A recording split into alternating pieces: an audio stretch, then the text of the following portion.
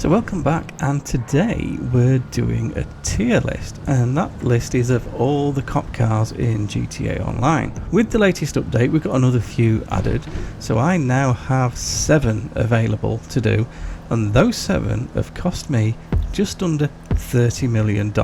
Yeah, that's quite a lot. So the first question I want to answer for you is, should you spend $30 million collecting them all? And the answer to that is easy. Hell no. Caveat that with, unless you want them. If you want to collect them all, go for it. If you've got the money, go for it. But you don't need them all. I'm doing this video on the assumption that you want one so you can do the vigilante missions, because that's the main advantage you get from these. Apart from them looking cool, they've got the lights and sirens so people will pull over, or they won't pass you if you're stationary. But the main thing is, you need one of these to trigger the dispatch missions, or the vigilante missions as we all call them. So, going through this, we'll figure out which one you should get. I've excluded the Park Ranger from this, because it's not really a police car, and I've also excluded the unmarked cars because they're not very good, and with the customization on the marked cars you can actually just take all the markings off and use it as an unmarked car if you want to. So why would you spend all that having something that's not quite as good? Makes no sense. Ignore the unmarked ones, they're not worth it. Finally, my ranking is based on performance, customization, and because I love a movie car, I am also considering how good a movie cop car each will make. So with all that said, let's get into it with D tier, and that starts with the Impaler SV. Now with a lap time of 9:37, I thought this thing as a standard car was overpriced and underperformed, and as a cop car it's even more overpriced and still underperforms.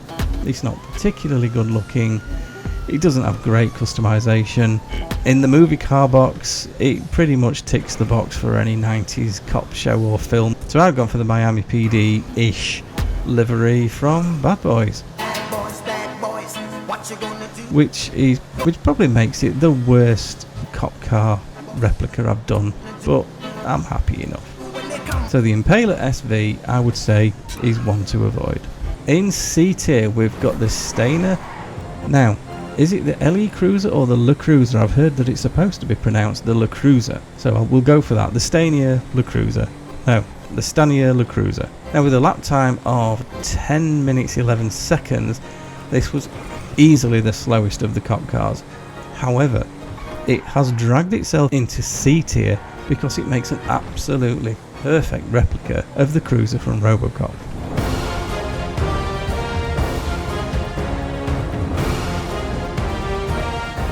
And what more reason could you need to own this car?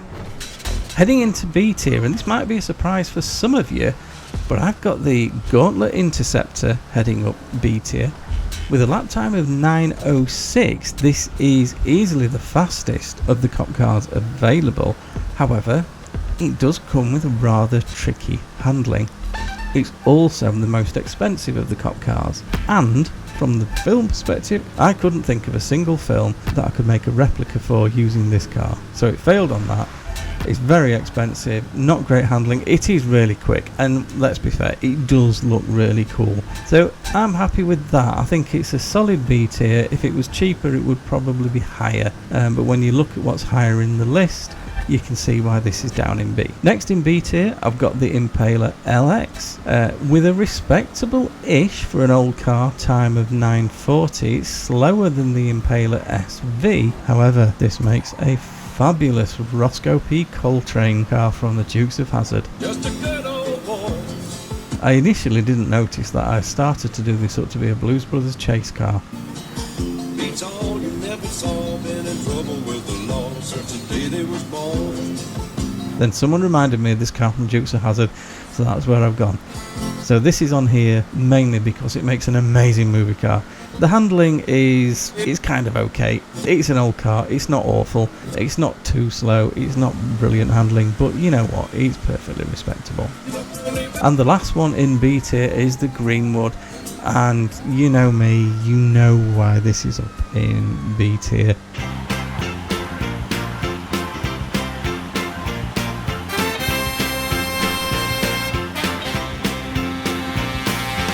I originally had the Stanier as my Bluesmobile, but with the rusted out livery you can get for this car, this is almost perfect Bluesmobile. So that makes me happy. Did the lap in 9:38.17, which is, it's about the same as the Impaler SV. It's relatively, most of these are about the same price. One thing I will say for all these cars is that they all have trade prices, and what you have to do to get the trade price is all relatively simple. So you absolutely must make sure you're getting the trade price before buying any of these cars, because you will save an absolute fortune. So that closes out B tier, and we move to A tier, and this one hurts. This one hurt me a lot, and I'm sorry, but it's the Bravado Dorado. Now, opinion may be divided on this. Some people think this is a wonderful looking car. I think, and that's why it hurts me putting it this far up the list. There's no film for it either, but when I came to do the lap, it did the lap of the map in 9:33, which is very, very respectable for an off-roader. I also, with it being an off-roader, I also did an across the map in this. Now, considering how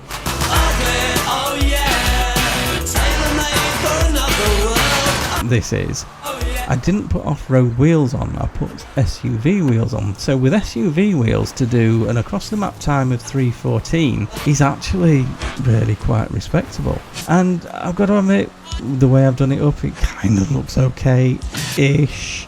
So yeah, the Bravado Dorado is just a great all-rounder.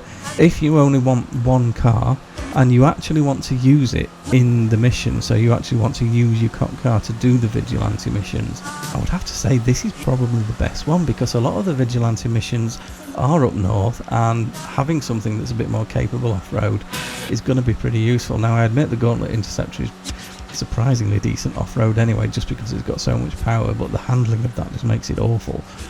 So if you were only buying one and you actually want to use it for the vigilante missions, which you don't have to do, you need to trigger them in the cop car, but then you can use anything else to finish the missions. As I say, if you want to use your cop car to do the missions, if you're RP in this, then I have to say this is probably the best one.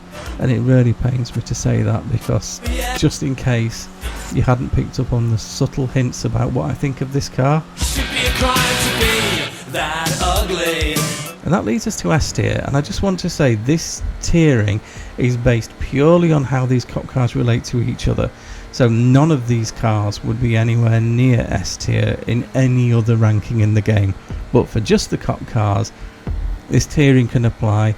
And at S tier, I've got the Dominator FX. Now, I've never been a massive fan of the Fox body Mustangs, but in the game, this one is superb.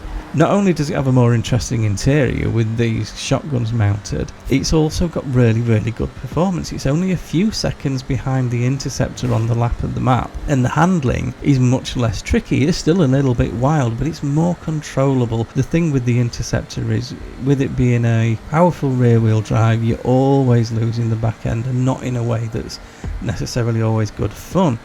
Whereas with the Dominator FX, it's much more controllable. It's really good fun to drive. It feels light, it feels fun, and it's close to the Mad Max Pursuit car. Yeah, it's not perfect. It's really, really not perfect, but it's close enough for me to say it's a Mad Max Pursuit car. Now, yeah, I had to do the interior red to get some red onto it, but I'm happy with that. So it's given me a decent film to make a replica of.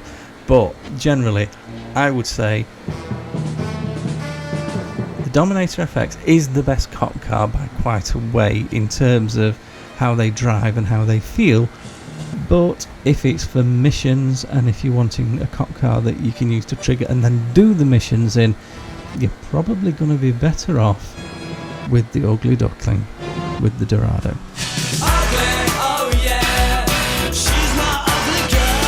And just as a reminder, here are the times they all managed to do. So I hope you found that useful. Take care of yourselves. I'll see you all in the next one.